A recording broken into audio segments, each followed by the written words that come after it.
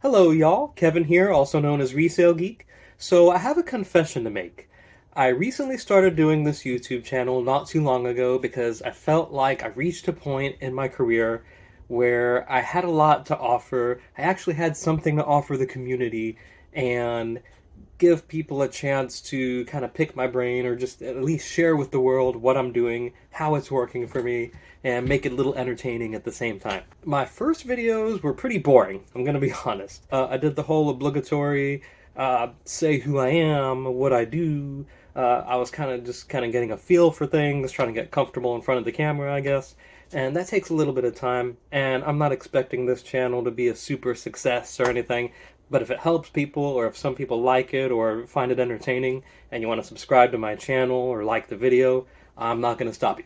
So today's video is actually going to be about the things that sold over the past week. So I've been trying to divide my time between the YouTube channel, selling, kind of manning my resale shop here in town, and also listing and selling things on eBay. For those of you who don't know, my primary means of selling things was actually on eBay. I've been doing that for a long time and kind of rode the waves with eBay as things changed, things improved, things changed not necessarily for the better. But then I started moving on to things like selling on Facebook Marketplace, Craigslist, different platforms. I kind of dabbled a little bit in Mercari and Poshmark, but because I'm not really a niche seller so much at this point, I don't really feel like it benefited me so much. So when I talk about selling things online, primarily it's eBay. That's like my main channel that I use just because it's always worked for me. It's the easiest for me. I have the most experience with it.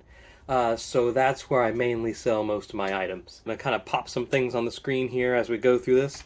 So this first one, you can see this is my 90-day total and how many active versus sold that I have. So there's something that I don't know if you ever heard, watched Chris on Daily Refinement.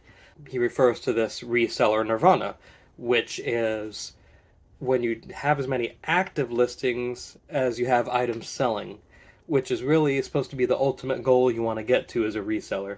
You know, you can have a million items listed on eBay, but if you're only selling 100 of them, if you're only selling like 2% of what you're listing, might be time to kind of reevaluate and see what you can do to improve. Maybe some things that need to be tweaked. Are your pictures the best that they could possibly be? Did you take your pictures from multiple angles? No distracting backgrounds? Good quality photos? Are your keywords customer friendly? I can have a computer mouse and put black USB mouse computer, PS2 USB Windows, brand new BIN. What does that mean for a real person buying your items? Whereas if you had a title, Logitech black computer mouse, USB, uh, compatible for Windows and Mac. Use as many keywords as you can, but make a friendly title that still applies to what you're selling. Did you make sure that you did a simple listing that's accurate? It's quality versus quantity. I can crank out a million listings, like I said. I can do 387 active listings like I had, but if only 10 of them are selling, then I kind of need to reevaluate. So moving on to the items that sold. So the first one is this Dell Dimension 3000, old school Pentium 4 processor, nothing special, but vintage computers are hot in the retro gaming community right now. Because as a geek of reselling, I can tell you that I'm also a geek of computers. And old school computers, computer monitors, are making a huge comeback. People love the old school games like Quake, Doom, Wolfenstein, and you can't really play those the way they were intended to be played unless you're into emulation, which is not really true to the original experience on a new modern computer.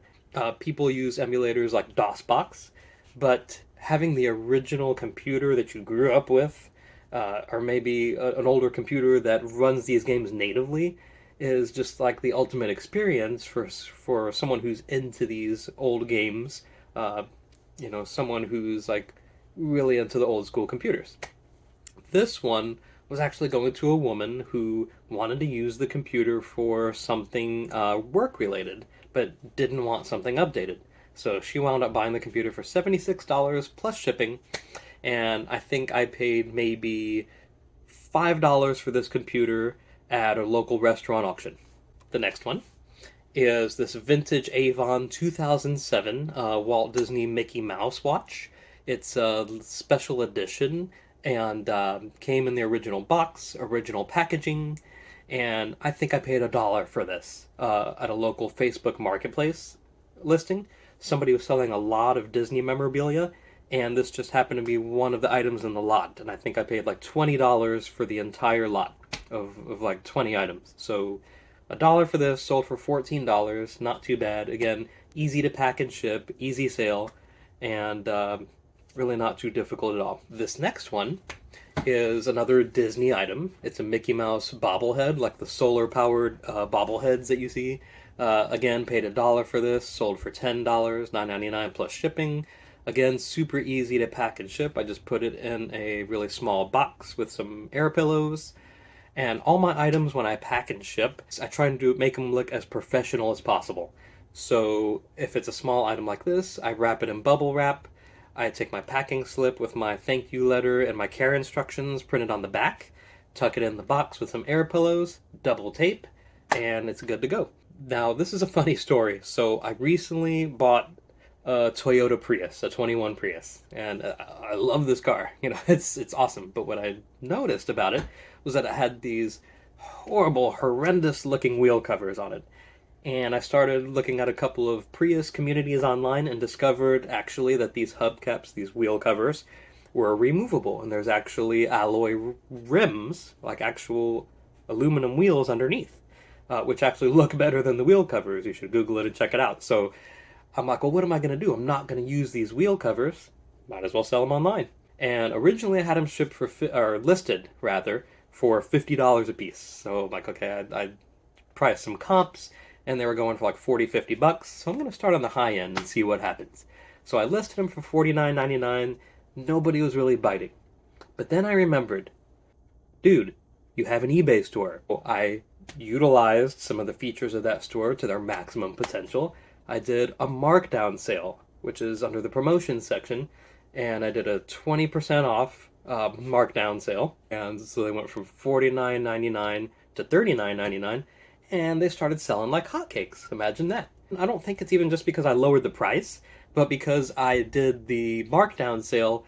When you do that and you have an eBay store, that's one perk that you get, is it shows the original price and then it shows a mark through, like a strike through on the original price and then your sales price. So when people see that in the search results on eBay through all the other competition, they're going to see, oh wow, this one's 20% off, which is highlighted in red text with the strike through price. So it makes people feel, whenever they see that, it makes people feel like they're getting a good deal. So one little strategy I've kind of employed is, here I go giving away my secrets, price the item higher, do a markdown sale for the item for the around the price that I'm actually hoping to get for it, give buyer a good deal, and people started biting at this. So you're going to see this wasn't the only one. $39.99 for this genuine Toyota Prius hubcap, 15-inch. Then we have this Pool Pure PLFC 8610 pool filter, sold for $47.99 plus shipping. These are kind of big too. And I only paid $4 for this, y'all, from an Amazon overstock auction in my area. So they have these overstock auctions for Amazon items that are returned. Most of them are brand new in the box. The majority of them have maybe minor, if any, damage to the original packaging. And that's a great way to find quality items that are easy to list, easy to sell, easy to ship. Because for those of you who have been selling, you probably know by now that brand new items sell a whole lot easier than used items unless it's something that's really highly sought after. And one thing you're also probably noticing is that my different items are from different sources. Facebook Marketplace, Goodwill, Amazon auctions. So almost each one, or maybe an item that I had already, like the Prius wheel covers. So I diversify my sources for inventory when I'm out thrifting and shopping and sourcing for things to resell. Because if you just limit yourself to one source, then you're going to be a lot more limited on what you're able to find. I do it all: estate sales, garage sales, retail arbitrage. I'll go to Target, Walmart to the clearance section, and I'll cover that more in another video on how I find my items. This pool filter, something I never would have thought of, sold for a pretty good amount. This Ring Chime Pro was an item that I had already because I had upgraded my Ring doorbell, and this was just sitting around my resale shop, so I figured, oh, I'll list it, and it sold for 15 bucks plus shipping. I originally had it listed for 20, and this was on a best offer, so not too bad, I don't think. I'm doing okay. Here we have another Prius, two actually, the wheel covers. Someone bought two of them. I guess they wanted a set. So as soon as I did this markdown sale, within a week, all four that I had listed from the car sold to three different buyers. So not too bad. This one was $79.98 plus shipping. This we have the Belle Epoque, the elegant retro vintage. It's like a blouse, like a retro styled business blouse. And I think I said that right. Belle Epoque. I don't know. Belle Epoque. I'm sure y'all are gonna probably eat me alive for butchering that one. Some of you, I'm sorry. This one sold for $10 plus shipping. I sold for a friend of mine, so I'm sure she'll be happy to know this sold. I was hoping to get a little more for it, but at least it sold. So this next one is an actual pool inlet replacement that goes on the pool filter for Intex pools. This one was also an Amazon overstock auction, and it sold for $24.99 plus shipping. And again, I think I paid maybe $3 or $4 for this one. People weren't bidding on it because they really had no idea what it was, I guess. Neither did I, honestly, when I was bidding on it. But it sold for $20 more than I paid, so that's all I need to know about it. This next item that sold, again, another Prius hubcap. I need to find a way to get more wheel covers. Because those sell pretty well, apparently. I had a set of four from a Honda Civic I used to have, and within less than a month, all four of those sold for, I think, like $40 a piece. So apparently these sell pretty well. So I was impressed by how easily these sold. That's pretty much all the items that I sold this past week. I haven't really been focusing as much on my eBay listings as I could be, between making the videos, selling stuff on eBay. I'm also doing consignment sales in my shop, as well as selling things and running sales out of the shop, because this weekend's Mother's Day, so I was trying to do like a kind of a sale for that. I plan on doing these videos every week, so this way y'all can see what I've sold, see what's selling well, kind of see where I get them and how much I pay for them. Because like I said, I want to be as transparent as possible when I do this channel. I think it helps y'all. Maybe for someone starting out, it gives you a little more confidence to kind of get some ideas and maybe kind of feel like, hey, I can do this. This is possible. And I'm not going to just sell only the things that sold for a super high profit. I'm going to show you everything. If I overpay for something, if I sold something for $20 and I paid $20, and that way there I can learn from my mistakes. Kind of helps me too, because then I can say, okay, maybe I shouldn't buy that again. If it's something that didn't sell for at least $15 to $20 profit, or if it wasn't an easy sell, like I paid $1 but it was a brand new item, tossed it online for 10 or 15 bucks, then I can learn from myself as well and be like, hey, Kevin, don't mess with those anymore. As much as I might like the item, what I like even more is the fact that the items are making me money. I want to say that doing this video, doing this channel, also kind of helps keep me motivated. It's some accountability. It's a level of accountability.